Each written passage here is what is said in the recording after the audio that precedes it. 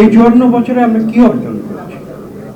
এবং আমি মনে করি যে আমাদের রাষ্ট্রীয়ভাবে বলুন, সরকারিভাবে বলুন, সামাজিকভাবে বলুন, ইন্টেলেকচুয়ালি বলুন, প্রত্যেকটি দৃষ্টিভঙ্গি থেকে আমাদের কিন্তু একটি চিন্তাধারা, আমি বিশ্বাস করি আমাদের চিন্তাধারার একটি পরিবর্তন, এটা একটি গুরুত্বপূর্ণ বিষয়। এবং আমি ঘুরে ফিরে কিন্তু সেই কথায় ফিরে আসবো যে মানুষের অধিকার প্রতিষ্ঠার সংগ্রাম, সেই কথায় আমি ফিরে আসবো।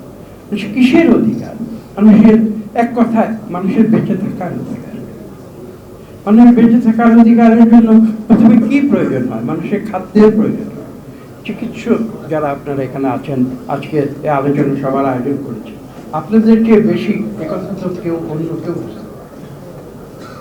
মানুষের খাদ্য নিরাপত্তা যদি আমরা নিশ্চিত করতে না পারি, তাহলে দিবস পালন করে কি লাভ?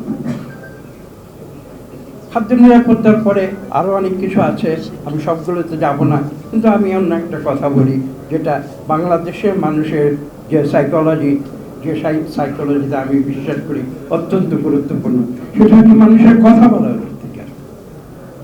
বাংলাদেশের মানুষ, আমি অনেকবার বলেছি, আজকে আবার বলবো, বাংলাদেশের মানুষের চরিত্র এমন, মানুষ কিন্তু অনাহারে থাকতে রাজি আছে, কিন্তু মানুষ কথা না বলে থাকে। আমাকে কথা বলতে দিতে হবে, আমার মনের ভাব প্রকাশ করতে হবে, আমার মতামত প্রকাশ করতে দিতে হবে।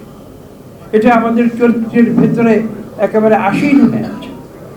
এবং সেই কারণেই কিন্তু আপনারা লক্ষ্য করেছেন যে যতবারই বাংলাদেশের 54 বছর ইতিহাসে বিভিন্ন ফ্যাসিবাদী বা কায়েমি সরকার এসে মানুষের বাক রুদ্ধ করে দিতে চেয়েছিল, প্রত্যেকবার কিন্তু তারা ব্যর্থ হয়েছে।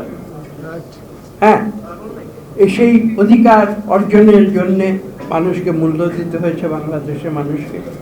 আমরা জীবন দিয়েছি, আমরা রক্ত দিয়েছি, আমরা আহত হয়েছি, আমরা নিহত হয়েছি, আমরা পঙ্গু হয়েছি, কিন্তু বাংলাদেশের মানুষ কিন্তু কখনো থেমে নেই। তারা প্রতিবাদ করেছে এবং বারবার সেই প্রতিবাদের ফলশ্রুতিতে আমরা কিছু না কিছু অর্জন করেছি। হতে পারে সব কিছু আমরা অর্জন করতে পারি, এটা সত্য। এবং এই যে আধুনিক যে রাষ্ট্র ব্যবস্থা, দেখুন আমি খোলাখুলি কথা বলছি, আপনারা যেটা একটু আগেও বলেছে, আমাকে ক্ষমা করে দেবেন, যে রাষ্ট্র ব্যবস্থা আমি সব মাঝে মাঝে মনে করি একটা নিষ্ঠুর ব্যবস্থা, যেটা মানুষের যে অনুভূতি, সেই অনুভূতিগুলোকে ভোতা করে দেয়। একজন মানুষকে মানুষ হিসাবে কিন্তু রাষ্ট্র গ্রহণ করে না। সরকার একটি দেশকে শাসন করে একটি সামষ্টিক।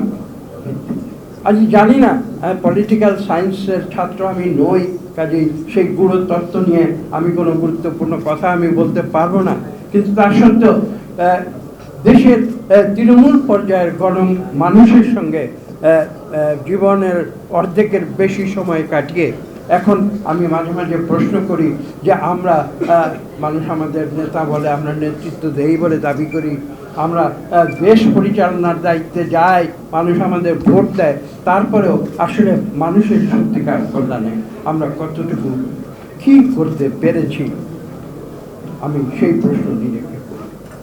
এবং আমি বিশ্বাস করি আগামীতে যে সরকার বাংলাদেশে আসবে, তাদেরকে কিন্তু সেই প্রশ্ন নিজেদেরকে করতে হবে।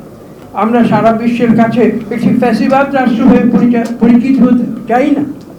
আমরা চাই যে একটি সত্যিকার গণতান্ত্রিক, মানুষের প্রতি শ্রদ্ধাবোধ যে সরকারের আছে, যে দেশে আছে, সেই রকম একটি দেশ হয়ে আমরা বিশ্বের বুকে দরিদ্র দেশ হতে পারি, কিন্তু সম্মানের দিক থেকে সেভাবে মাথা তুলে